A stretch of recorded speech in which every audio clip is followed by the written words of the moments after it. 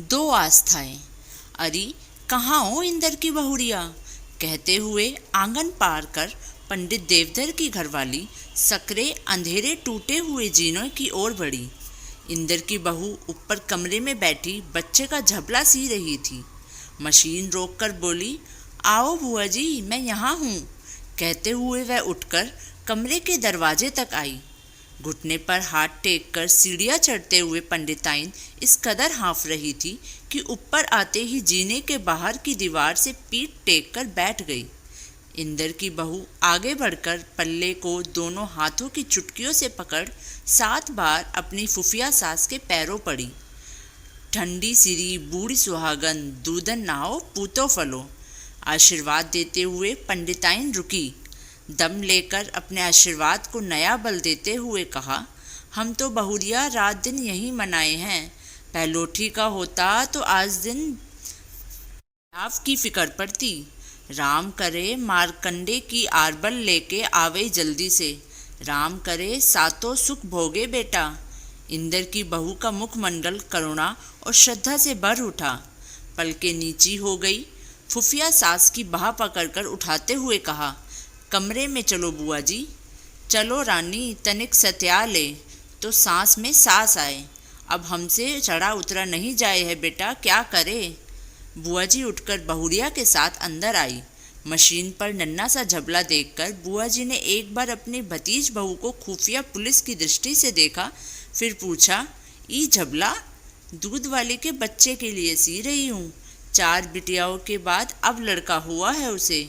बड़ा शुभ समय है बिचारी के लिए। बड़ी दया ममता है बहू तुम्हारे मन में। ठाकुर जी महाराज तुम्हारी सारी मनोकामना पूरी करे। तुम्हें और इंदर को देख ऐसा चित्त प्रसन्न होए है, ऐसा कलेजा जुड़े है बेटा कि जुग जुग जियो। एक हमारे भोला और त्रिभुवन की बहुए है। जैसा मानुख बैसी जोए, बहुबानी तो कच्चे बेत होमे होंगी। पराए घर की बेटिया को क्या दोष दूं। कोई नई बात हुई बुआ जी। अरे जिम घर के संस्कार ही बदल जाए, उस घर में नित नई बातें होवेंगी। हम तो कहमे है रानी कि हमरे पाप उदय भय है। कहकर बुआ जी की आंखें फिर शून्य में सद गई। इंदर की बहू को नई बात का सूत्र नहीं मिल पा रहा था, इसलिए उसके मन में उथल पुथल मच रही थी। कुछ नई बात ज़रूर हुई है। वो भी कहते थे कि फूफा जी कुछ उखड़े उखड़े से खोए से हैं। बड़े देवर की कुतिया क्या फिर चौके में। इंदर की बहू का अनुमान सत्य के निकट पहुंचा। घटना पंडित देवघर के ज्येष्ठ पुत्र डॉक्टर भोला शंकर भट्ट द्वारा पाली गई असली स्कॉटलैंड के स्वान की बेटी जूलियट के कारण ही घटी। इस बार तो उसने गजब ही ढा दिया। पंडित जी की बगियों में पुरखों का बनवाया हुआ एक गुप्त साधना गृह भी है। घर की 4 दीवारी से अंदर ही यह बगिया भी है। उसमें एक और ऊंचे चबूतरे पर एक छोटा सा मंदिर बना है। मंदिर में एक सन्यासी का पुराना कलमी चित्र चंदन की नक्काशीदार जर्जर चौकी पर रखा है। उस छोटे से मंदिर में उकड़ू बैठकर ही प्रवेश किया जा सकता है। मंदिर के अंदर जाकर दाहिने हाथ की ओर एक बड़े आलमेनु द्वार से अपने सारे शरीर को सिकोड़कर ही कोई मनुष्य साधना गृह में प्रवेश कर सकता है।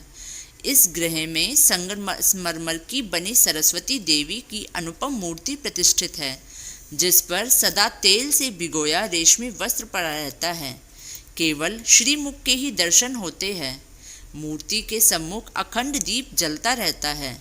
यह साधना गृह एक मनुष्य के पालथी मारकर बैठने लायक चौड़ा तथा मूर्ति को साष्टांग प्रणाम करने लायक लंबा है। पंडित देवधर जी भट्ट के प्रापितामह के पिता को सन्यासी ने यह मूर्ति और महासरस्वती का बीज मंत्र दिया था। सुनते हैं उन्होंने सन्यासी की कृपा से यहीं बैठकर वाग देवी को सिद्ध किया और लोक में बड़ा यश और धन कमाया था। पंडित जी के पितामह और पिता भी बड़े नामी गिरामी हुए, रजवाड़ों में पूछते थे। पंडित देवधर जी को यद्यपि पुरखों का सिद्ध किया हुआ बीज मंत्र नहीं मिला, फिर भी उन्होंने अपने यजमानों से यथेष्ट पूजा और दक्षिणा प्राप्त की। बीज मंत्र इसलिए ना पा सके कि वह उत्तराधिकारी के नियम से पिता के अंतकाल में उनके बड़े भाई धरणीधर जी को ही प्राप्त हुआ था और वे भरी जवानी में ही हृदय गति रुक जाने से स्वर्ग सिधार गए थे। पंडित जी पुरखों की सरस्वती के बड़े कठोर उपासक थे, फिर भी पंडित देवधर जी ने आजीवन बड़ी निष्ठा के साथ जगदम्बा की सेवा की है। एक दिन नित्य नियम अनुसार गंगा से लौटकर सवेरे पंडित जी ने जब साधना गृह में प्रवेश किया तो उसे भोला की कुतिया के सोरी घर के रूप में पाया। पंडित जी की क्रोधा अग्नि प्रचंड रूप से भड़क उठी। लड़के लड़कों की बहुएं एक मत होकर पंडित देवधर से जवानी मोर्चा लेने लगे। पंडित देवधर जी ने उस दिन से घर में प्रवेश और अन्न जल ग्रहण न करने की प्रतिज्ञा ले रखी है। वे साधना गृह के पास कुएं वाले दालान में पड़े रहते हैं। आज 4 दिन से उन्होंने कुछ नहीं खाया। कहीं और बाजार में तो वे खाने पीने से रहे।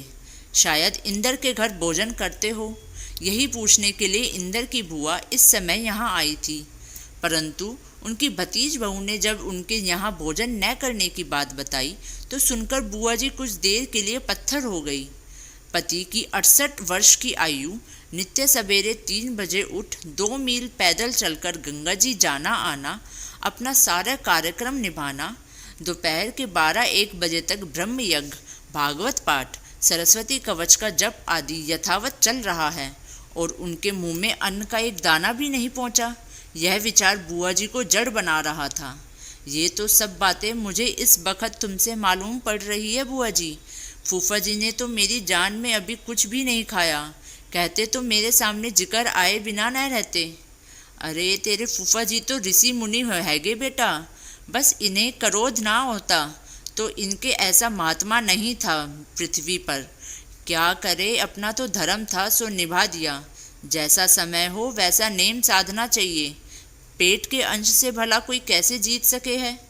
तो फूफा जी आखिर कितने दिन यूं ही बिना खाए चल सकेंगे? बुढ़ापे का शरीर है। वही तो मैं भी कहूँ बेटा, मगर इनकी जिद के आगे मेरी कहाँ चल पावे है। बहुत होवे है तो कोने में बैठकर रो लूँ थोड़ी देर।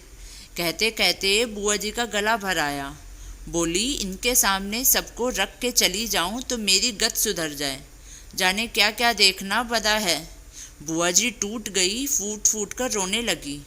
तुम फिक्र ना करो बुआ जी, इतने दिन तक तो मालूम नहीं था, पर आज से फूफा जी के खाने पीने का सब इंतजाम हो जाएगा। डॉक्टर इंद्रदत्त शर्मा की यूनिवर्सिटी से लौटकर आने पर चाय पीते समय उनकी पत्नी ने सारा हाल कह सुनाया। इंद्रदत्त सन्न रह गया। प्रेयसी के सामने मनोहर लगने वाली चाय की प्याली वधू की तरह उनके ध्यान मन से उतर गई। इंद्रदत्त अपने फूफा जी के हट को पहचानते थे। फूफा जी बिना किसी से कुछ कहे सुने इसी प्रकार अनशन कर प्राण त्याग कर सकते हैं, इसे इंद्रदत्त अच्छे से जानते थे। उनके अंतर का कष्ट चेहरे पर तड़पने लगा। पति की व्यथा को गौर से देखकर पत्नी ने कहा, तुम आज उन्हें खाने के लिए रोक ही लेना, मैं बड़ी शुद्धताई से बनाऊंगी। प्रश्न यह है, वे मानेंगे भी? उनका तो चंद्र टेर सूरज टेर वाला हिसाब है। तुम कहना तो सही। कहूँगा तो सही, पर मैं जानता हूँ, मगर इस तरह वे चलेंगे कितने दिन? भोला को ऐसा हट नहीं करना चाहिए। भोला क्या करे? कुतिया के पीछे पीछे घूमता फिरे। शौक है अपना और क्या। फूफा जी को भी इतना विरोध नहीं करना चाहिए। फूफा जी का न्याय हम नहीं कर सकते। अभी मान लो तुम्हारे साथ ही ऐसी गुजरती, मैं निभा लेता। कहना आसान है, करना बड़ा मुश्किल है। फूफा जी तो चाहते हैं सबके सब पुराने जमाने के बने रहे। चोटी, जनेऊ, छूत छात, सिनेमा न जाओ और घूंघट काढ़ो, भला ये कोई मानेगा? मेरे ख्याल में फूफा जी इस पर कुछ भले ना कहे, उन्हें अच्छा तो नहीं लगता। ठीक है, तुम्हें भी मेरी बहुत सी बातें अच्छी नहीं लगती, मुझे भी तुम्हारी बहुत सी बातें अच्छी नहीं लगती। कौन सी बातें? मैं शिकायत नहीं करता, उदाहरण दे रहा हूँ। ठीक ठीक एक मत के कोई भी 2 आदमी नहीं होते, होते भी है तो बहुत कम, पर इससे क्या लोगों में निभाव नहीं होता? भोला और उसकी देखा देखी त्रिभुवन में भी घमंड आ गया है। माँ बाप को ऐसे देखते हैं जैसे उनसे पैदा ही नहीं हुए। फूफा जी हटी और रूढ़ी पंथी है सही, पर एकदम अवज्ञा के योग्य नहीं। ये लोग उन्हें चिढ़ाने के लिए घर में प्याज, लहसुन, अंडा, मछली सब कुछ खाते हैं, फूफा जी ने अपना चौका ही तो अलग किया, किसी से कुछ कहा सुनी तो ही ना की। स्वभाव से शांत और बोलने में मितव्ययी इंद्रदत्त इस समय आवेश में आ गए थे। फूफा जी 4 दिनों से निराहार थे। फूफा जी के प्रति उनका सदा से बड़ा आदर भाव था। लोग उनका आदर करते थे। इधर महीनों से इंद्रदत्त के आग्रह पर पंडित देवधर जी प्रतिदिन शाम के समय 2-2.5 घंटे उनके घर बिताते हैं। कभी भागवत, कभी रामायण, कभी कोई पौराणिक उपन्यास चल पड़ता है। पंडित जी अपनी तरह से कहते हैं। इंद्रदत्त उनके द्वारा प्राचीन समाज के विकास क्रम के चित्र देखता, उनसे अपना नया रस पाता। कभी कभी बातों के रस में आकर अपने राज तालुकेदार यजमानों के मज़ेदार संस्मरण सुनाते हैं। कभी उनके बचपन और जवानी की स्मृतियाँ तक से टकराती हुई पुरानी सामाजिक तस्वीरें, इन मोहल्ले की पुरानी झांकियाँ सामने आ जाती हैं। फूफा जी के अनुभवों से अपने लिए ज्ञान सूत्र बटोरते हुए उनके निकट संपर्क में आकर इंद्रदत्त को आदर के अलावा उनसे प्रेम भी हो गया। इंद्रदत्त की पत्नी के मन में आदर भाव तो है, पर जब से बराबर आकर बैठने लगे हैं तब से उसे एक दबी ढकी शिकायत भी है। पति के साथ घड़ी 2 घड़ी बैठकर बातें करना, कैरम या चौसर खेलना, या अपने पौतृक घर के संबंध में जो अब नए घर सिरे से बन रहा है सलाह सूत करने का समय अब उसे नहीं मिल पाता। अपनी छोटी देवरानी त्रिभुवन की बहू से बड़ा नेह नेत होने के कारण उसकी बातों में विश्वास रखकर वह फूफा जी के पुरानेपन से किसी हद तक फिरंट भी है। इसलिए जब इंद्रदत्त ने यह कहा कि घर में मांस मच्छी के प्रयोग के बाद फूफा जी ने अपना चौका अलग कर दिया, मगर कुछ बोले नहीं, तो उनकी पत्नी से रहा ना गया। कहने लगी तो उन लोगों से, अरे पोते पोतियों तक से बोलते नहीं, फिर शिकायत किससे करेंगे? फूफा जी को पहचानने में बस यही तुम लोग गलती करते हो। उनका प्रेम प्राय गूंगा है। मैंने अनुभव से इस बात को समझा है। बंद रहने पर भी झिरझिरे दरवाजों से जिस तरह गर्म लू के तीर आते हैं, संयमी इंद्रदत्त के अंदर में उद्वेग इसी तरह प्रकट हो रहा था। पत्नी ने पति के रुख पर रुख किया। तुरंत शांत और मृदु स्वर में कहा, मैं फूफा जी को पहचानती हूँ। उनके ऐसे विद्वान की कदर उस घर में नहीं। उनका प्रेम तुम जैसे से ही हो सकता है। तुम चिंता ना करो, व्रत आज पूरा हो जाएगा। मान जाएंगे? पत्नी के चेहरे तक उठी इंद्रदत्त की आंखों में शंका थी। उनका स्वर करुण था। प्रेम नेम से बड़ा है। पति के शोभ और चिंता की चतुराई के साथ पत्नी ने मीठे आश्वासन से हर लिया, परंतु वह उन्हें फिर चाय नाश्ता न करा सकी। डॉक्टर इंद्रदत्त शर्मा फिर घर में बैठ ना सके। आज उनका धैर्य डिग गया था। फूफा जी लगभग 6-6:30 के आते हैं। इंद्रदत्त का मन कह रहा था कि वे आज भी आएंगे, पर शंका भी थी। मुमकिन है अधिक कमज़ोर हो गए हैं, न आए। इंद्रदत्त ने स्वयं जाकर उन्हें बुला लाना ही उचित समझा। हालांकि उन्हें यह मालूम है कि इस समय फूफा जी स्नान, संध्या आदि में व्यस्त रहते हैं। पंडित देवधर जी का घर अधिक दूर न था। डॉक्टर इंद्रदत्त सादर दरवाजे से घर में प्रवेश करने की बजाय एक गली और पार को बरगिया के द्वारा आए। फूफा जी गंगा लहरी का पाठ कर रहे थे। फूलों की सुगंधी सा उनका मधुर स्वर बगिया की 4 दीवारी को महका रहा था। इंद्रदत्त दरवाजे पर खड़े खड़े सुनते रहे। आंखों में आंसू आ गए। फूफा जी का स्वर उनके कानों में मानो अंतिम बार की प्रसादी के रूप में पड़ रहा था। कुछ ही दिनों बाद स्वर फिर सुनने को नहीं मिलेगा। कितनी तन्मयता है आवाज़ में, कितनी जान है। कौन कहेगा कि पंडित देवधर का मन शुद्ध है? उन्होंने 4 दिनों से खाना भी नहीं खाया है। ऐसे व्यक्ति को, ऐसे पिता को भोला त्रिभुवन कैसे कष्ट दे सकते हैं? इंद्रदत्त इस समय अत्यंत भावुक हो उठे थे। उन्होंने फूफा जी की तन्मयता भंग न करने का निश्चय किया। गंगा लहरी पाठ कर रहे हैं, इसलिए नहाकर उठे है या नहाने जा रहे हैं। इसके बाद संध्या करेंगे, फूफा जी से भेंट हो जाएगी। उनके कार्यक्रम में विघ्न डालकर इतना समय बुआ के पास बैठ लूँगा। यह सोचकर वे फिर पीछे की गली की ओर मुड़े। अम्मा? हाँ बड़ी। अपने कमरे में दरवाजे के पास घुटनों पर ठोड़ी टिकाए, दोनों हाथ बांधे गहरे सोच में बैठी थी। जेठ के बेटे की बहू का स्वर सुनकर तड़फड़े ताजी हो गई। हाँ, इतनी देर के खोएपन ने उनके दीन स्वर में बड़ी करुणा भर दी थी। बड़ी बहू के चेहरे की ठसक को उनकी कमर के चारों ओर फूली हुई चर्बी सो रही थी। आवाज़ भी उसी तरह मिजाज के कांटे पर सधी हुई बोली, उन्होंने पूछवाया है कि दादा आखिर चाहते क्या है? वो तो कुछ भी नहीं चाहे है बहू, तो ये अनशन पर किस बात पे बैठे हैं? पंडित देवधर की सहधर्मिणी ने स्वर की ओर और संयत का उत्तर दिया, उनका स्वभाव तो तुम जानो ही हो बहुरिया। ये तो कोई जवाब नहीं हुआ अम्मा, तो क्या जाने देंगे? ऐसा हट भी भला किस काम का? बड़े विद्वान हैं, भक्त है, दुनिया भर को पुण्य और परोपकार सिखाते हैं। कुत्ते में क्या उसी भगवान की दी हुई जान नहीं है? बड़ी बहू तेज पड़ती गई। सास चुपचाप सुनती रही। ये तो माँ बाप का धर्म नहीं हुआ, ये तो दुश्मनी ही हुई, और क्या। घर में सबसे बोलना चालना तो बंद कर ही रखा था। बोलना चालना तो उनका सदा सा ऐसा है बेटा, तुम लोग भी तो इतने बरसों से देखते आ रहे हो। बोला त्रिभुवन तो सदा से जाने हैं। इंदर भाई साहब के यहाँ तो घुल घुल के बातें करते हैं। इंदर पढ़ा लिखा है ना, वैसी ही बातें में इनका मन लगता है। हाँ हाँ, हम लोग तो सब गंवार है, भ्रष्ट है। हम पापियों से बोलना क्या, देखने से भी उनका धर्म नष्ट होता है।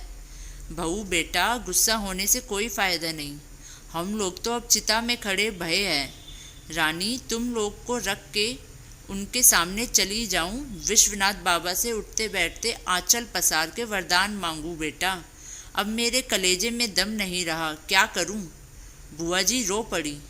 इंद्रदत्त जरा देर से दलान में ठिठके खड़े थे। बुआ को रोते देख उनका भावुकता थम न सकी। पुकारा, बुआ। बुआ जी एक क्षण के लिए ठिठकी, चट से आंसू पोंछा, आवाज़ संभालकर मिठास के साथ बोली, आओ भैया। भोला की बहू ने सर का पल्ला जरा संभाल लिया और शराफती मुस्कान के साथ अपने जेठ को हाथ जोड़े। इंद्रदत्त ने कमरे में आकर बुआ जी के पैर छुए और पास ही बैठने लगा। बुआ जी हड़बड़ाकर बोली, अरे चारपाई पर बैठो। नहीं, मैं मुख से बैठा हूँ अपने आपके पास। तो ठहरो, मैं चटाई। बुआ जी उठी। इंद्रदत्त ने उनका हाथ पकड़कर बैठा लिया और फिर भोला की बहू को देखकर बोला, कैसे हो सुशीला? मनोरमा कैसी है? सब ठीक है। बच्चे अच्छे हैं। भाभी जी और आप तो कभी झांकते ही नहीं। इतने पास रहते हो फिर भी। मैं सबकी राजी खुशी बराबर पूछ लेता हूँ। रहा आना जाना, सो आपको तो खैर टाइम नहीं मिलता, लेकिन भाभी जी भी नहीं आती। बाल नहीं, बच्चे नहीं, कोई काम। घर में मदद लगी है। ऐसे में घर छोड़ के कैसे आए बेचारी? बुआ जी ने अपनी बहू की बात काटी। बहू आंखें चढ़ाकर याद आने का भाव जानते हुए बोली, हाँ ठीक है। कौन सा हिस्सा बनवा रहे हो भाई साहब? पूरा घर नए सिरे से बन रहा हैगा। ऐसा बढ़िया कि मोहल्ले में ऐसा घर नहीं है किसी का। सास ने बहू के वैभव को लज्जित करने की दबी तड़प के साथ कहा।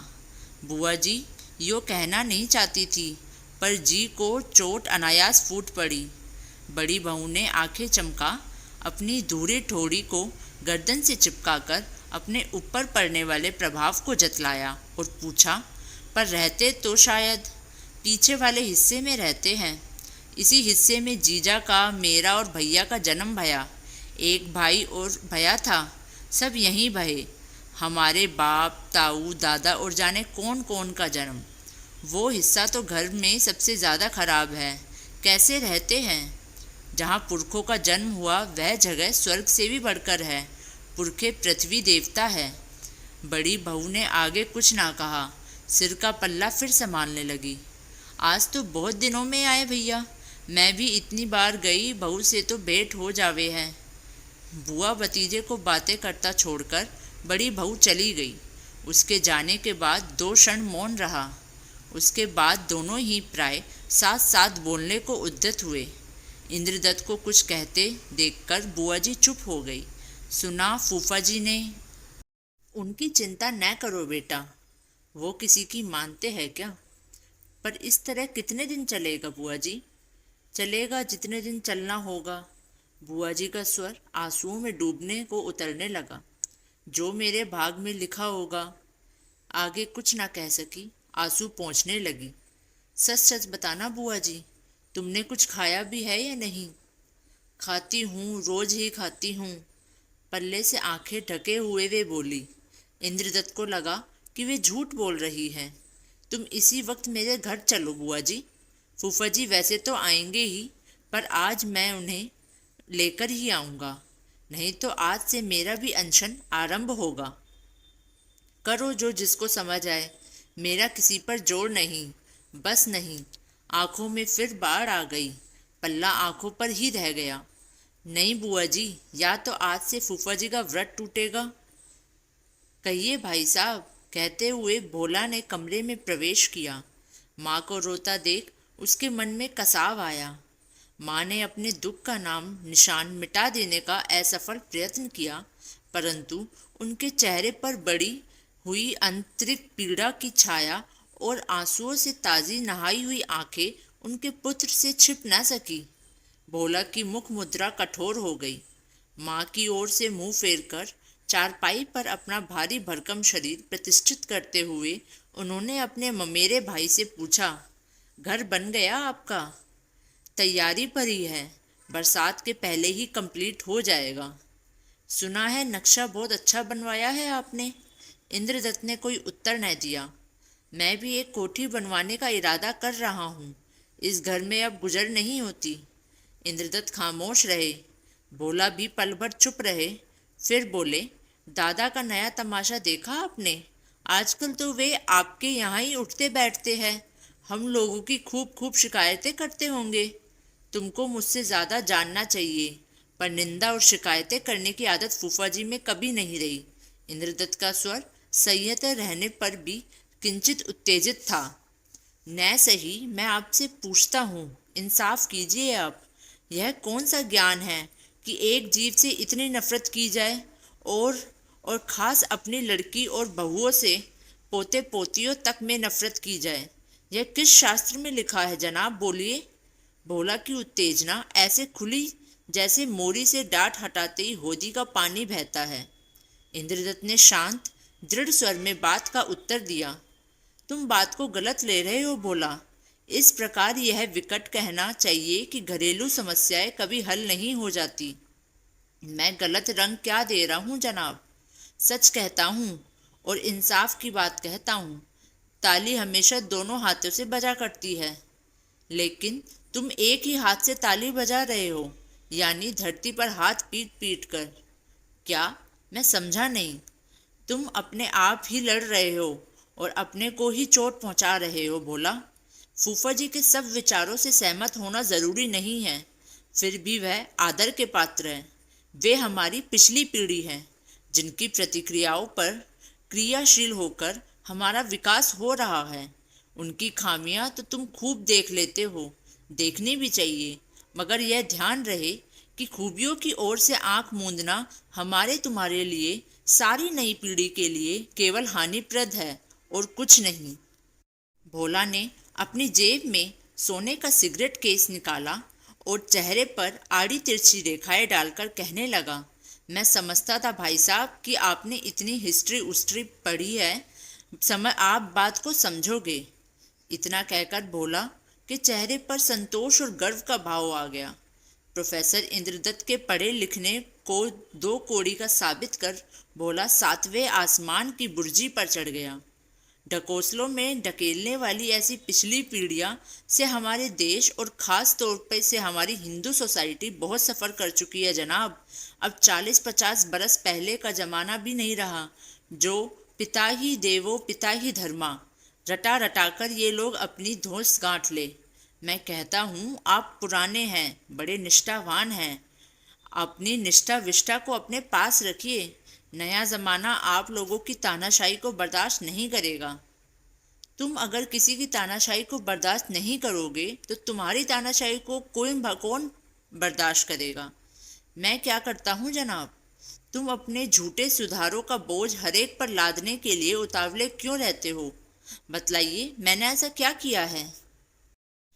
तुम फूफा जी को चिढ़ाते हो भोला। मैं आज साफ साफ ही कहूँगा, तुम और त्रिभुवन दोनों, इंद्रदत्त ने सीधे स्वर में कहा।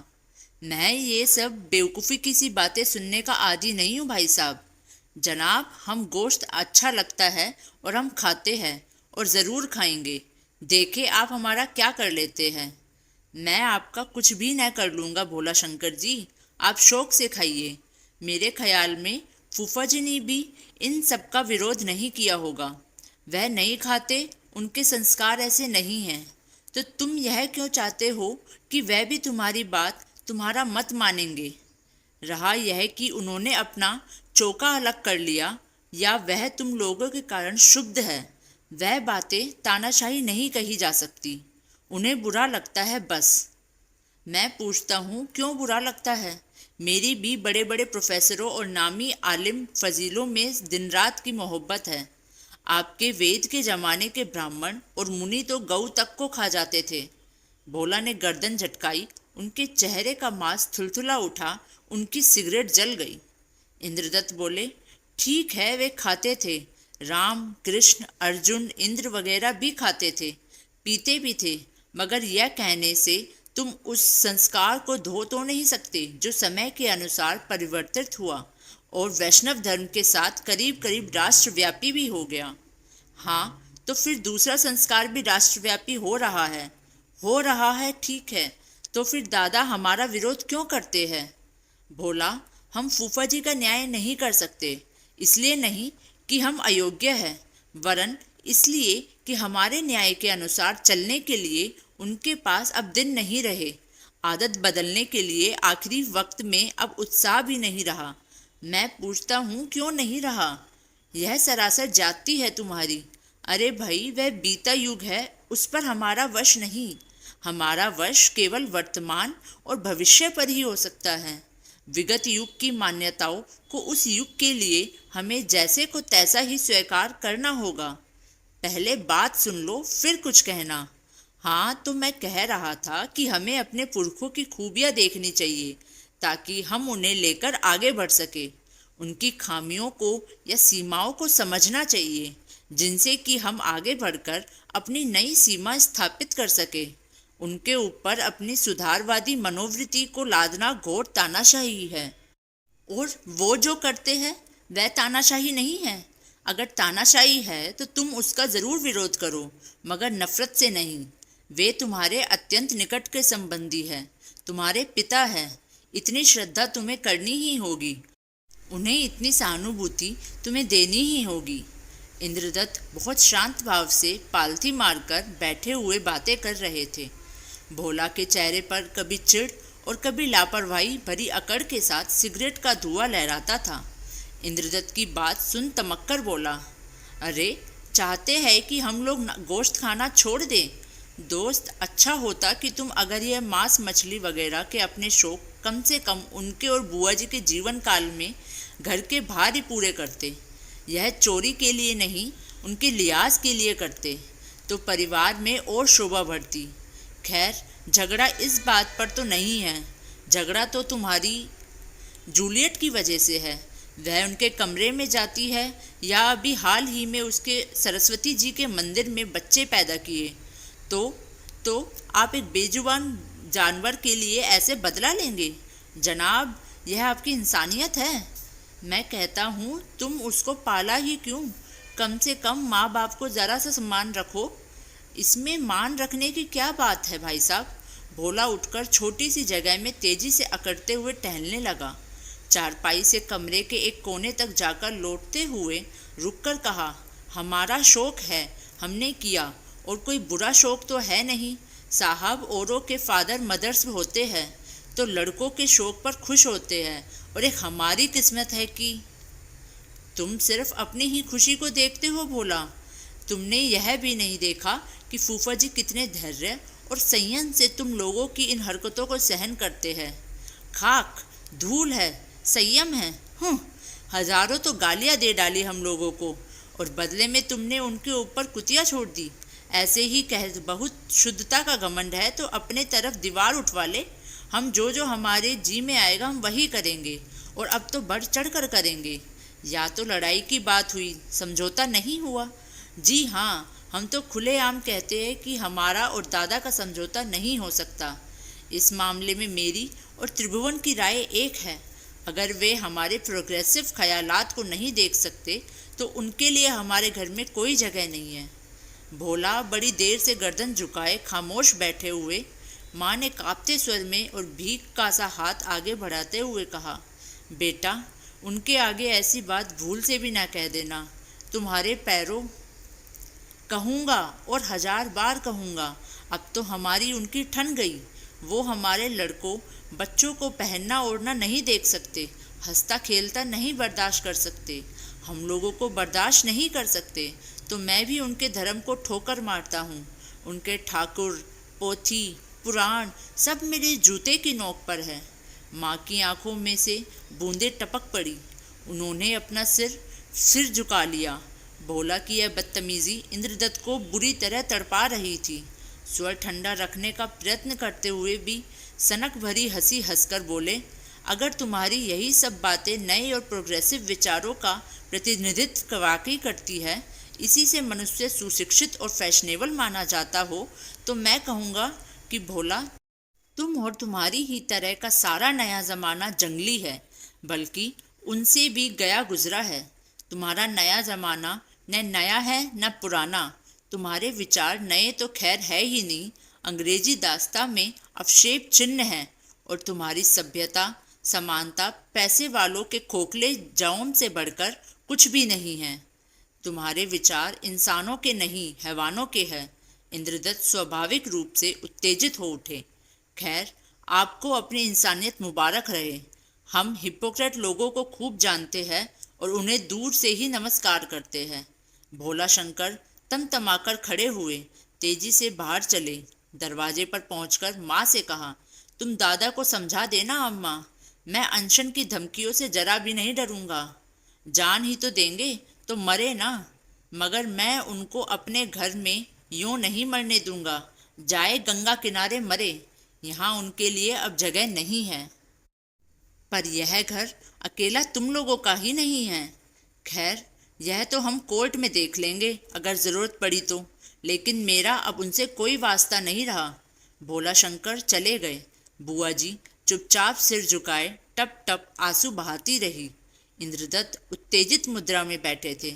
जिसके पास किसी भी वस्तु विशेष का अभाव रहा हो, उसके पास वह वस्तु थोड़ी सी ही हो जाए तो बहुत मालूम पड़ती है। इंद्रदत्त के लिए इतना क्रोध और उत्तेजना इस तरह प्रतीत होती है। पल भर चुप रहकर आवेश में आ बुआ जी के हाथ पर हाथ रखते हुए कहा, तुम और फूफा जी मेरे घर चलकर रहो बुआ, वह भी तो तुम्हारा ही घर है। तुम अपने फूफा जी से भोला की बातों का जिक्र न करना बेटा। नहीं, तुम अपने फूफा जी का किसी तरह से ये व्रत तोड़वा दो बेटा, तुम्हें बड़ा पुण्य मिलेगा। तुम्हें मेरी आत्मा उठते बैठता आशीष देगी मेरे भैया। मैं इसी इरादे से आया हूँ। तुम भी चलो बुआ, तुम्हारा चेहरा कह रहा है कि तुम भी। अरे मेरी चिंता क्या है?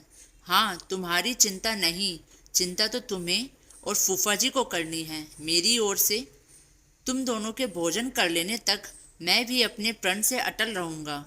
बुआ जी एक क्षण चिंता में पड़ गई, फिर मीठी वाणी में समझाकर कहा, देखो भैया, इंदर मेरे लिए जैसा भोला त्रिभुवन वैसे तुम, जैसा ये घर वैसा वो। आज तुम अपने फूफा जी को किसी तरह जिमा लो। उनके व्रत टूटने की खबर सुनते ही तुम्हारी कसम मैं आप भी ठाकुर जी को भोग लगा खा लूँगी, लेकिन इसी घर में। किसी के जी को कलेम हो बेटा, ऐसी बात नहीं करनी चाहिए। क्या कहूँ, तेरे फूफा जी का क्रोध मेरी कुछ चलने नहीं देवे है। अपने जी को कलेश देवे है सो देवे है, बाकी बच्चों के जी को जो कलेश लगे है उसके लिए तो कहा ही क्या जाए। कलजुग कलजुग की तरह से चलेगा भैया। इंद्रदत्त कुछ देर तक बुआ जी की घुटन का खुलना देखते रहे। पंडित देवधर जी भट्ट ने नित्य नियम के अनुसार झटपटे समय अपने भतीजे के आंगन में प्रवेश कर आवाज लगाई, इंद्रदत्त आइए फूफा जी। सकरे टूटे सीलन भरी लखोरी ईंटों पर खड़ाऊ की खटखट बढ़ती गई। इंद्रदत्त कटहरे के पास खड़े थे। जीने के दरवाजे से बाहर आते हुए पंडित देवधर उन्हें दिखलाई दिए। उनके भस्म लगे कपाल और देह पर पड़े जयशिव छाप के दुपट्टे में उनकी देह से एक आभा सी फूटती हुई उन्हें महसूस हो रही थी। फूफा जी के आते ही घर बदल गया। उन्हें देखकर हर रोज ऐसा ही महसूस होता है, पर आज की बात तो न्यारी ही थी। फूफा जी के 4 दिनों का व्रत आज उनके व्यक्तित्व को इंद्रदत्त की दृष्टि में और भी अधिक तेजोमय बना रहा था। फूफा जी को लेकर आज उनका मन अत्यंत भावुक हो रहा था, पीड़ा पा रहा था। इंद्रदत्त ने अनुभव किया कि फूफा जी के चेहरे पर किसी प्रकार की उत्तेजना नहीं, भूख की थकान नहीं। चेहरा सूखा, कुछ उतरा हुआ था, परंतु मुख की चेष्टा नहीं बिगड़ी थी। पंडित देवधर की यह बात इंद्रदत्त को बहुत छू रही थी। पंडित जी आकर चौकी पर बैठ गए। इंद्रदत्त उनके सामने मूड़े पर बैठे। घर बनने के कारण उनका बैठक उजड़ गया था। अभ्यागत के आने पर इंद्रदत्त संकोच के साथ इसी टूटे कमरे में उसका स्वागत करते हैं। फूफा जी से तो खैर संकोच नहीं। पंखे का रुख उन्होंने उनकी ओर कर दिया और फिर बैठ गए। कुछ देर तक दोनों ओर से खामोशी रही। फिर फूफा जी ने बात उठाई। तुम अभी घर गए थे सुना? जी हाँ, तुम्हारी बुआ मुझसे कह रही थी। मैंने यह भी सुना कि तुम मेरे कारण किस प्रकार का बाल हट करने को धमकी दे आए हो। पंडित देवधर ने अपने दुपट्टा उतारकर चौकी पर रख दिया। पालथी मारकर वे सीधे तने हुए बैठे थे। उनका प्राय पीला पड़ा हुआ गोरा बदन उनके बैठने के साधव के कारण ही स्पिरिचुअल जांच कर रहा था, अन्यथा उनका यह पीलापन उनकी गोरी अवस्था का भी परिचय दे रहा था। इंद्रदत्त ने सच सच कर कहना शुरू किया, मेरी हट संपन्न नहीं, बड़ों के हट में योगदान है। इन बातों से कुछ लाभ नहीं इंद्र। मेरी गति के लिए मेरे अपने नियम हैं, और मेरे अपने नियम भी तो हो सकते हैं।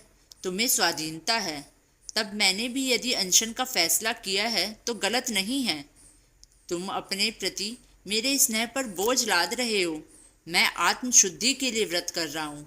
पुरखों के साधना गृह की जो यह दुर्गति हुई है, वह मेरे ही किसी पाप के कारण अपने अंतःकरण की गंगा से मुझे सरस्वती मंदिर को धोना पड़ेगा। तुम अपना आग्रह लौटा लो बेटा। 1 मिनट के लिए कमरे में फिर सन्नाटा छा गया। केवल पंखे की गूंज ही उस खामोशी में लहरें उठा रही थी। इंद्रदत्त ने शांत स्वर में कहा, एक बात पूछूं? मंदिर में कुत्ते के प्रवेश से यदि भगवती अपवित्र हो जाती है, तो फिर घट घट व्यापी ईश्वर की भावना बिल्कुल झूठी है। एक ईश्वर पवित्र और दूसरा अपवित्र क्यों माना जाए? पंडित देवधर चुप बैठे रहे, फिर गंभीर होकर कहा, हिंदू धर्म बड़ा गूढ़ है, तुम इस झगड़े में न पड़ो। मैं इस झगड़े में न पड़ूंगा फूफा जी, पर एक बात सोचता हूँ, भगवान राम अगर प्रेम के वश में होकर शबरी के झूठे बेर खा सकते थे, हिंदू लोग यदि इस अन्याय में विश्वास रखते हैं, तो फिर छूत छात का कोई प्रश्न कैसे रह जाता है? युधिष्ठिर ने अपने साथ साथ चलने वाले कुत्ते के बिना स्वर्ग में जाने तक से इनकार कर दिया था। यह सब कहानियाँ क्या हिंदू धर्म की महिमा बखानने वाली नहीं है? क्या यह महान भाव नहीं है? फिर इनके विपरीत छुआछूत के भय से छुई मुई होने वाले गूढ़ धर्म की महिमा को आप क्यों मानते हैं? इन रूढ़ियों से बंधकर मनुष्य क्या अपने को छोटा नहीं कर लेता?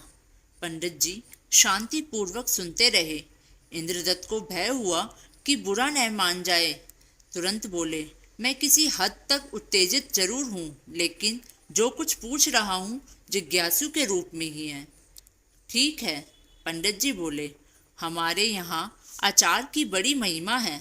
मनुस्मृति से आया है कि आचार प्रथमो धर्मा। जैसा आचार होगा वैसे ही विचार भी होंगे। तुम शुद्ध आचरण को बुरा मानते हो? जी नहीं, इंद्रदत्त ने कहा। तब मेरा आचार क्यों भ्रष्ट करा रहे हो? ऐसी भ्रष्टता करने का विचार स्वप्न में भी मेरे मन में नहीं आ सकता है। हाँ, आपसे क्षमा मांगते हुए यह जरूर कहूँगा कि आपके आचार नए युग को विचार शक्ति नहीं दे पा रहे हैं, इसलिए उनका मूल्य मेरे लिए कुछ नहीं के बराबर है। मैं दुर्विनीत नहीं हूँ फूफा जी, परंतु सच सच यह अनुभव करता हूँ कि दुनिया आगे बढ़ रही है और आपका दृष्टिकोण व्यर्थ के रोड़े की तरह उसकी गति को अटकाता है। पर इस समय जाने दीजिए, मैं तो यही निवेदन करने घर गया था और यही मेरा आग्रह है कि आप भोजन कर लीजिए। पंडित जी मुस्कुराए। इंद्रदत्त के मन में आशा जागी। पंडित जी बोले, करूँगा, एक शर्त पर। आज्ञा कीजिए, इंद्रदत्त ने कहा। जो मेरे अर्थात पुरानी परिपाटी के यम, नियम, संयम आदि है, आज से तुम्हें भी निभाने पड़ेंगे, क्योंकि जिनका मूल्य तुम्हारी दृष्टि में कुछ नहीं, वे आचार विचार मेरे लिए प्राणों से भी अधिक मूल्यवान हैं। इंद्रदत्त स्तंभित रह गए। वे कभी सोच भी नहीं सकते थे कि फूफा जी सहसा अनहोनी शर्त से उन्हें बांधने का प्रयत्न करेंगे। पूछा, कब तक निभाना पड़ेगा? आजीवन। इंद्रदत्त कर्तव्य विमूढ़ हो गए। जिन नियमों में उनकी आस्था नहीं, जो चीज़ उनके विचारों के अनुसार मनुष्य को अंधविश्वासों में जकड़ देती है और जो भारतीय संस्कृति का कलंक है, उनसे उनका प्रबुद्ध मन भला क्यों कर बंध सकता है? हाँ कहे तो कैसे कहे? उन्होंने इस व्रत, नियम, बलिदान, चमत्कार और मिथ्या विश्वासों से भरे हुए हिंदू धर्म को समाज पर घोर अत्याचार करते हुए देखा है। अपने आप को तरह तरह से प्रपीड़ित कर धार्मिक कहलाने वाला व्यक्ति इस देश को रसातल में ले गया। इस कठोर जीवन को साधने वाली शुद्ध चरणी ब्राह्मण धर्म ने इस देश की स्त्रियों और हीन कहलाने वाली जातियों को सदियों तक दास्ता की चक्की में बुरी तरह पीसा है और अब भी बहुत काफ़ी हद तक पिस रहा है। हो सकता है कि मनुष्य की चेतना के उगते युग में इस शुद्ध कहलाने वाली आचार ने अंधकार में उन्नत विचारों की ज्योति जगाई हो, पर अब तो सदियों से इसी झूठे धर्म ने औसत भारतवासी को दास, अंधविश्वासी और असीम रूप से अत्याचारों को सहन करने वाला, झूठी देवी शक्तियों पर यानी अपनी ही धोखा देने वाली लुभावनी असंभव कल्पनाओं पर विश्वास करने वाला झूठा भाग्यवादी बनाकर देश की कमर तोड़ रखी है। इसने औसत भारतवासी से आत्मविश्वास छीन लिया है।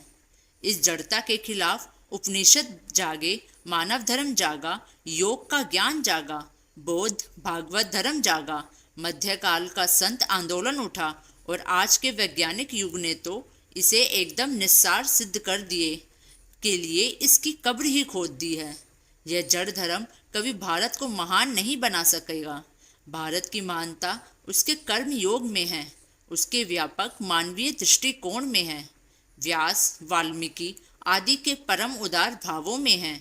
प्राचीन भारत के दर्शन, न्याय, वैश्विक साहित्य, शिल्प, संगीत आदि इस जड़ धर्म की उपज हरगिज नहीं हो सकते। फिर भी यह जड़ता भारत पर अरसे से भूत की तरह छाई हुई है। इसी से घृणा करने के कारण आज का नया भारतीय बिना जांच पड़ताल किए अपनी सारी परंपराएं से घृणा करते हुए सिद्धांतहीन, आस्थाहीन और निष्क्रिय हो गया है। नहीं, वे फूफा जी का धर्म हरगिज नहीं निभा सकेंगे, हरगिज नहीं, हरगिज नहीं। पर वे भोजन कैसे करेंगे? बुआ जी फिर कैसे और कब तक भोजन करेंगी? कैसी विडंबना है। दो मनुष्य की मौत की नैतिक जिम्मेदारी उनके ऊपर आएगी। पंडित देवधर ने उन्हें मौन देखकर पूछा, कहो, भोजन कराओगे मुझे? जी, मैं धर्म संकट में पड़ गया हूँ। स्पष्ट करो, मेरा धर्म ग्रहण करोगे?